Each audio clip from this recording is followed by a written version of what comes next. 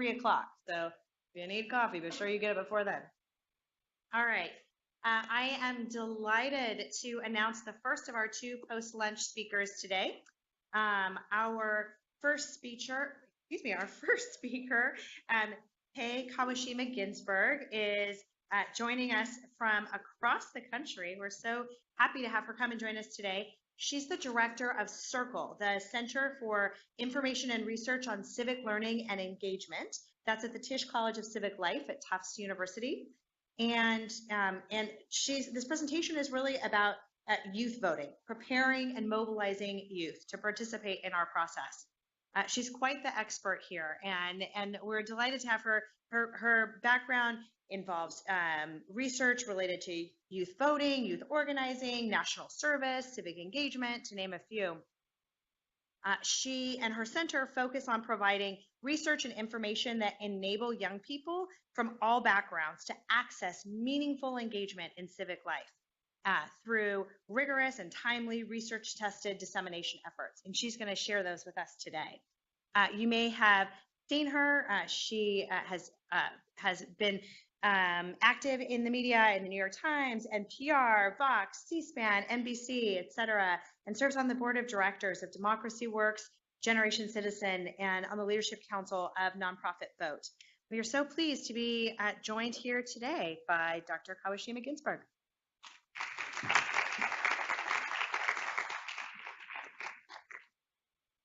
Good afternoon. Thank you so much for such a generous introduction. And above all, thank you so much for having me. I'm learning a lot from all of you. It's a really great pleasure to be here and exciting to hear all these new laws that are passing that I think have such a great potential to enable more and more young people to vote. That's really what I'm here to talk about, which is to really think about every young person to become voter, not just to be mobilized for each election when young voters are needed for specific interest or numbers, but really thinking about voters who have that identity and think of voting as just a natural thing every time there's a chance to do that. Really quickly about CIRCLE, we've been around since about 2001, and we were founded after there was this really low youth turnout in 2000 election. And people really felt like we need to do something. We need to establish a field that really talk about research, evidence, and best practices in order to make sure that youth voting goes up from here on. So we've been somewhat successful as a country, but there's so much to go, as you'll see later. What we do nowadays, though, is to really focus on broader range of civic engagement, including voting, but not only that, but especially focusing on equity and inclusivity of that community. And this is where we are at Tufts University. As a college, we focus on student education, community partnership, and research. For those of you who might be affiliated universities and colleges, we also have a center called IDHE, Institute for Democracy and Higher Education, which focuses on political education on college campuses and measure youth voting on college campuses. And so that service is available for free for any university that can sign up for that, and I highly recommend it. So going into my key points, because I always think you should try to frame the conversation before we go into it, since I have a lot to say, really 4 different things. One is that we see election as a key entry point into community life for many young people. So that's one thing to really remember. It's not just voting, it's about getting into community and civic life. Second is that we need to welcome young voters by meeting where they are. And there are lots of where they are. And we'll talk about that a little bit. And then different tactics and messaging to different groups. And I want to try to make sure we have time to talk about that briefly later on. And then finally, I'd like to really suggest that we start to think about, and many of you already do, but it's to shift our paradigm about young voters from mobilizing them to growing them, from different stakeholders and different points in their developmental time. So really quickly from overview of youth voting itself, because many people have different views of that and different definitions.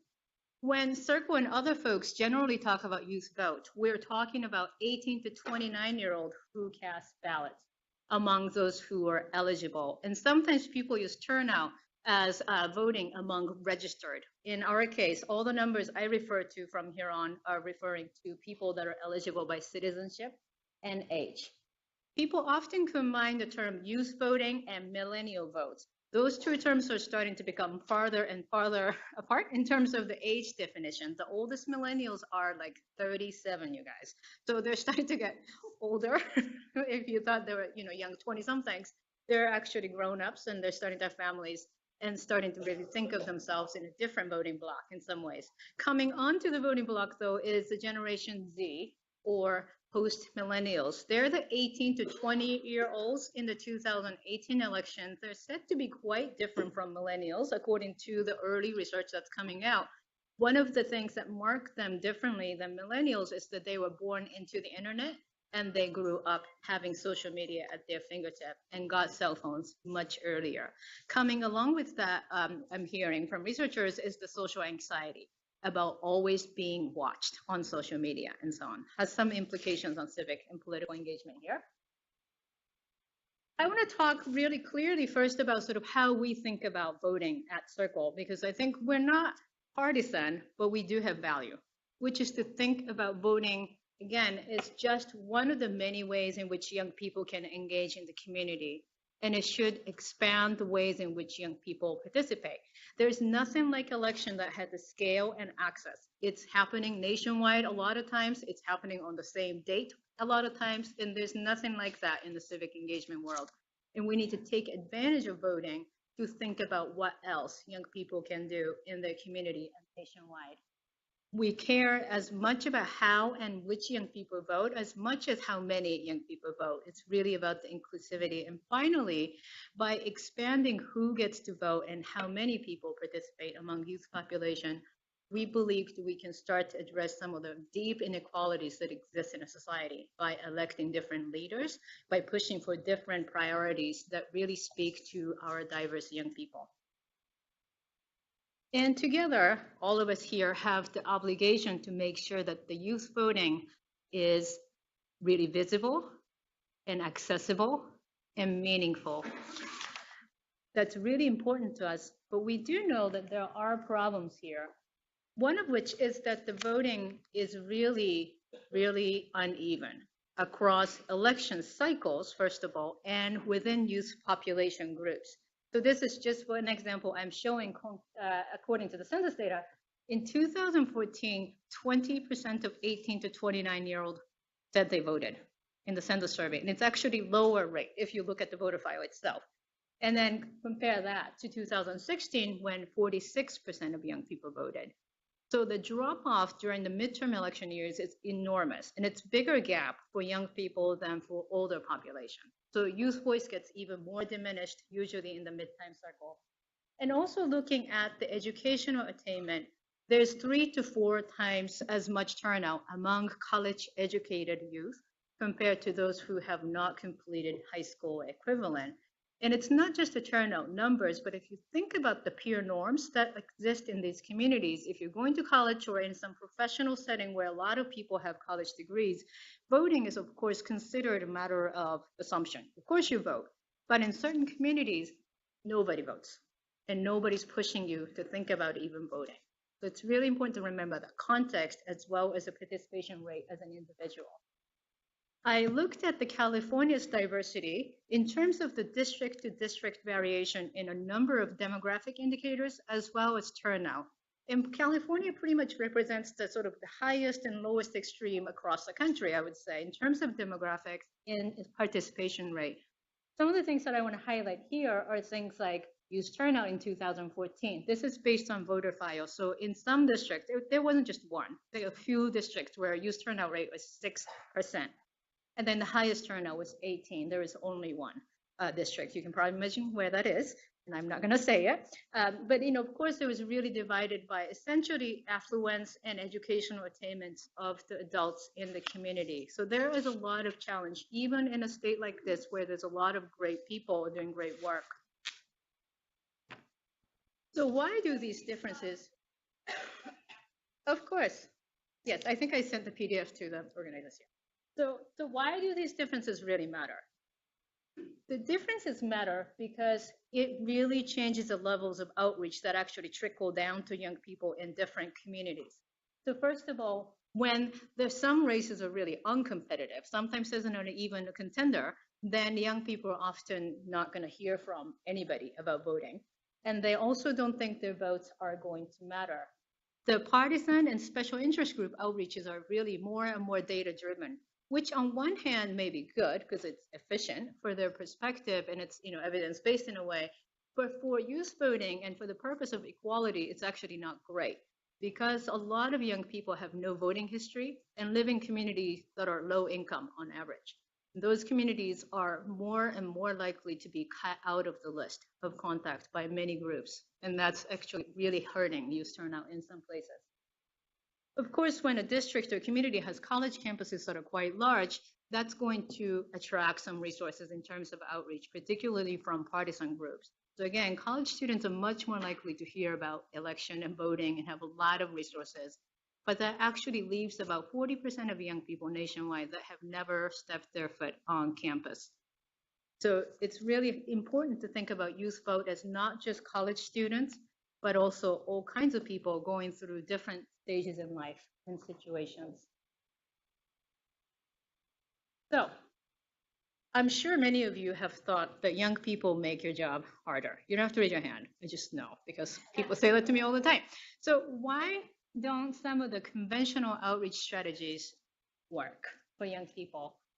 Some of the things that we hear from young leaders and young people themselves is that sometimes they feel like they're just asked to vote for some adults' needs, some bigger parties, some bigger interests, some rich people that needs their vote in their specific district, and it's not at all relational. So they feel like they're transaction in some bigger thing that they don't understand. So that's one of the reasons why it's really hard to engage some young people. The second thing is a voter turnout is voter outreach right now is quite partisan. And oftentimes young people are assumed to be Democrats. For example, Pew Research just came out with great data that suggests and make people believe that young people are Democrats. But when we actually ask young people, do you trust the parties? They don't. So they may vote for a Democratic candidate by large margins, but it doesn't mean that they identify as, solid Democrat, a party member. And that assumption can also turn them off. Same with Republican Party, of course. And the third thing is really important. When we talk to young people, they're really intimidated by the idea of walking into the polling place or filling out those big ballots like in your state and not knowing what to do with it. And assuming that they've done that before when you reach out to the voters can really make people feel that they're unwelcome to participate in that process. And I'll show you some research data that indicate that as well in a little bit. And finally, the outreach can really not be just unified across all population, but even when you look at the young people themselves as a group, there's quite a bit of variations. So meeting young people where they are mean that there are various strategies and places and information that you want to share with different groups of young people. And we're not currently able to do that. Partly a resource issue, but I think it's also about information. So at least I want to share some information about what one could do about that. I also want to emphasize, though, that the voting doesn't start at age 18 in many ways. There are a lot of preparation that goes on to become voters in certain households. College-educated households that are already civically engaged. Those people also have kids in grade school that give wonderful civic education, that make young people believe that they have a voice in our society and they can take action when there's a problem in their community. Some families talk about political issues all the time at dinner tables. I'm sure you all do. And that's a great thing. And many parents take their kids to polling place. That's great. But many young people don't have any of those resources. So by the time they grow up to be 18, they're completely unprepared, as opposed to somebody else who just cannot wait to turn 18 so they can start voting. And that's what we want for every young person, right? We want every teenager to think, oh, I'm 16, I want to vote right now. I'm so ready. But that's not happening right now. Okay, so the voting and how the variation in the readiness to vote matters. I want to present to you research that we did recently using a polling data from 2016. we were seeing more and more that young people are not affiliating with parties. That's a pretty famous statistics, but we wanted to know why. And we also wanted to know how that aligns with their readiness to participate in a civic life.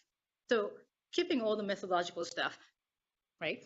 We came up with 5 categories of young people that sort of lined up with 2 different things about civic life. One is whether young people believe their participation matters, whether individually or collectively. So we put them on a spectrum on that. The other, if you can think about a different axis, is whether they believe that the inequality in our society is the first priority to address for a country to improve, or whether young people believe that our society is basically fair and hard work always pays off. So it's kind of an egalitarian and libertarian spectrum here. So putting people on those quadrants, and if you think about those people existing on 4 different areas of that graphs in a way, we have 4 different kinds of people and then some people in the middle. We have a very big group that is, we're calling activist egalitarians, that are really kind of your stereotype of millennials. They believe that equality is something that we really need to come up with some solutions for. They're ready to engage, they vote, they're connected in all sorts of ways, podcasts, social media, Instagram, Facebook, you name it, they're there. And they are also seeking out different perspectives from their peers and families. So this is sort of what we think of kind of model citizens in some ways. They're doing all the right things. They vote at high rate too, and they're politically engaged. The second, another large group, is a group that's also participating, but more in a civil society kind of way. They volunteer, they vote a lot, but they don't politically engage. They also believe that the society is fair. So addressing inequality is not a high priority. And they are surrounded by similar perspective. They also tend to consume information through print media and newspaper and TV, but not so much social media. There are other 3 groups that are of more of a concern for us, and I'm going to sort of try to combine 3 real quickly because we're running out of time already. One is the disempowered egalitarians, who are the people who really feel like they're underqualified to participate. They have low basic civic knowledge, like, are the parties different? They don't know. And they really feel like their voice doesn't matter. There's also another group, which we call alienated libertarians, who really believe the society is fair, but also really angry at a lot of institutions of our society. So these people, we found, actually react negatively to conventional outreach by organizations and parties.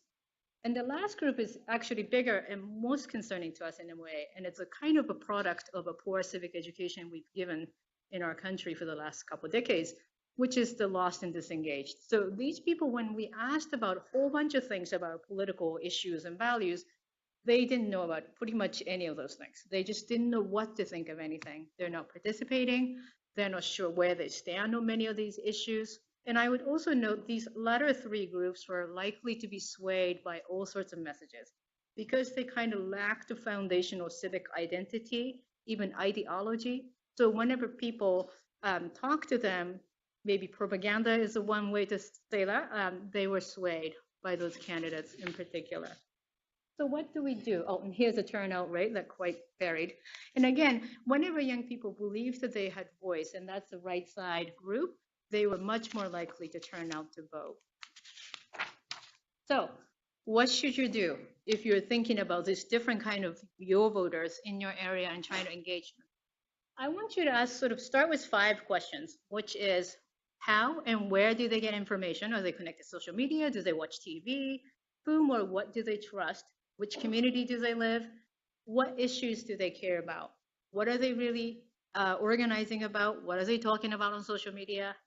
And how can they be welcome into the community? And this is really one of the things that we want to emphasize here, is that voting is an entryway into community. There needs to be a way in which young people feel like they can serve their community, improve their families and peers, and be part of the civic life. And I think election, again, gives such a great opportunity for that. And then finally, who or what can be a bridge into their community. The next step is to think about really raising capability, motivation, and opportunity. I'm going to actually give you a specific example here, so we're running out of time. I'm going to talk about one group, the disempowered egalitarians. And in our work, we work with opportunity youth, which is defined by unemployment and out of school young people. And we have done research with them. We currently work on a project with them on a survey. And what we hear from them are essentially these young people have had enough bad experience with our systems or society and institutions that they have a really hard time believing that their participation is either welcome and matters. And they often believe that the politicians are all the same. They have no interest in hearing what they have to say. So it takes a lot to build that relationship with the young people and then welcome them back to civic life in many ways. And what might work with them, for example, is really sharing information about what their collective voice can do, not just individually, but when their community and people like themselves vote together, what can change in their community. And I find it really surprising in a way, it's probably my privilege, to hear from young leaders from these communities not really connecting that. They still really feel like community organizing is a way to do it. There's no way the voting can do anything for them. So really changing that perception is one of the important information we need to really convey to them. The second thing is that, again, there is a difference between just one person voting and collective voting and how they can change the political leaders' expectations and behaviors for the communities they represent. So that's another way to think about, can that motivation be up if they think about voting together can change how they interact with government and leaders. And finally, how they feel like they can actually support their community. One of my partners from these communities just recently used the word first-generation voter and talked about how being a first-generation voter in their family, sometimes in their community, can really inspire and motivate their neighborhood because nobody votes, like I said, in certain communities. And thinking about that power, young people are really inspired by that. And serving as election judges and poll workers also go into this category. They can really be that familiar face ambassador to other voters who might sort of walk into their polling place a little bit scared that they'll be embarrassed, and they're going to come in and they'll be helped by these young people.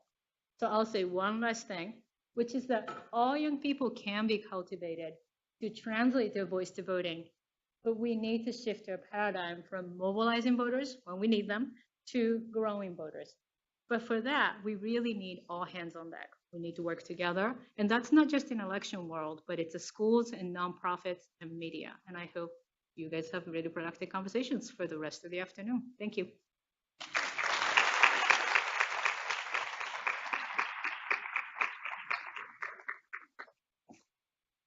Yeah, happy to take questions.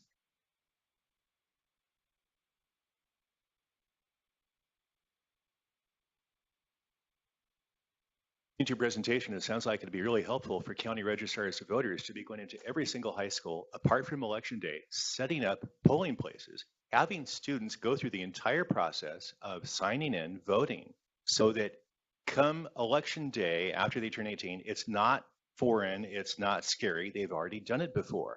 The same thing should be done with either mock juries in high school, so students would go through the entire process of serving on a jury, a mock jury, or if there were, I don't know, some way to not necessarily require, but certainly encourage people during the first few years after they turn 18 to serve on a jury. I love that. And, some states actually have done the election programs and it's gotten really great response from local schools. And part of it's because teachers actually then get a safe way to talk about elections and sometimes politics. That's often really hard for social studies teachers in more conservative places to talk about anything political, including election. But if you bring in pre-registration or mock election, suddenly they get a chance to actually talk about it as part of the instruction. So that's helpful in many, many ways. Absolutely. I think you have a question, Emilio. Where do we find those lost and disengaged youth? The 18%, that seemed like a pretty big number too. Sure. And, I'm happy to also share this longer report that talks about all this. But what we found is that, of course, the social class and the location where people live matters a lot. So in another line of research, we found a place called Civic Desert. That's a place where there's almost no nonprofits or civic life or churches that can really connect the young people in an intergenerational way to civic life. So when those people had no access or very little access, young people are much more likely to fall into this, lost, disengaged group. So are low-income communities.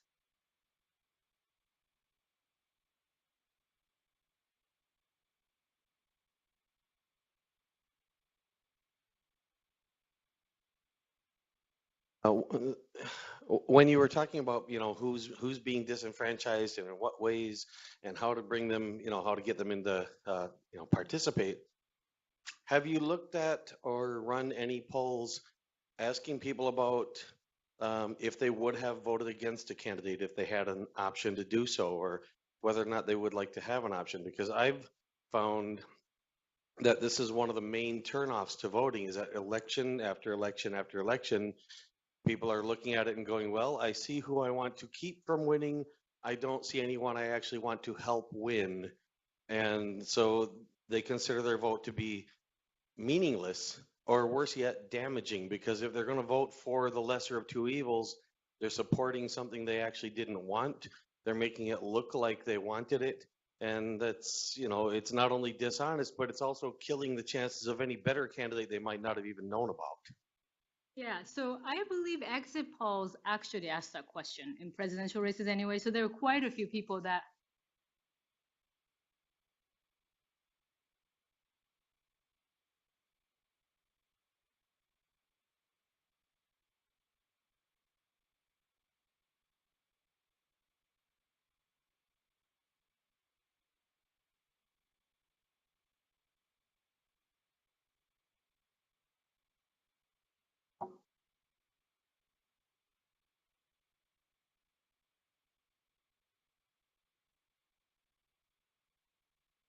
Great, thank you for sharing.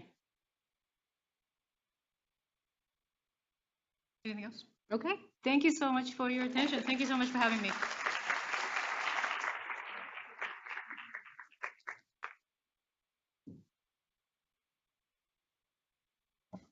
That was so interesting. Thank you for enlightening us. I'm now so pleased to